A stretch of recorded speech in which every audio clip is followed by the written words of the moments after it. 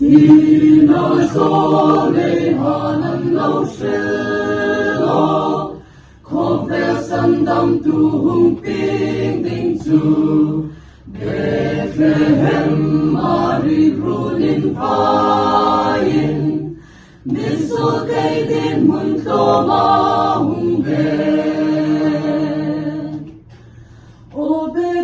O Bethlehem, Judai đông con quy la Izin tóc ngô Bethlehem.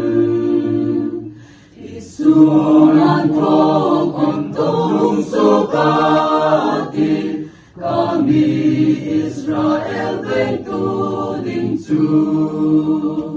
Amun engin lau thom le sin kom, ko vero re tu ding anisi, lim le lo min zai vo re tim, Christa ai rem na la la pinta.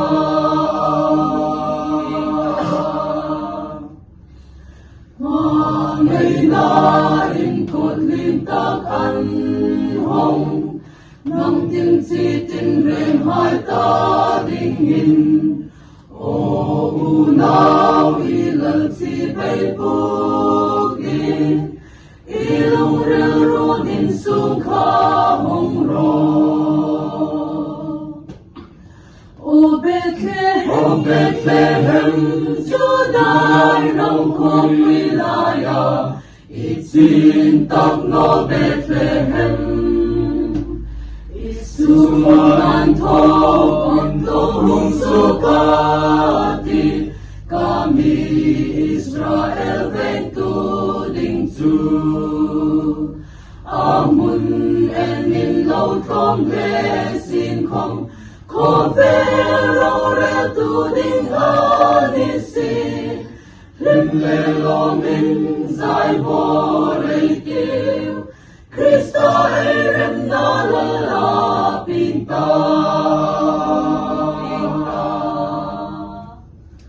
Aping na mun klong lau nisin kom, ko vero re tu ding anisi, tu nui ral ta ka in ngai klong chu, ulau lo min in pak no ding mo. O Bethlehem, Judai rong kong wilaya, itin tak no Bethlehem.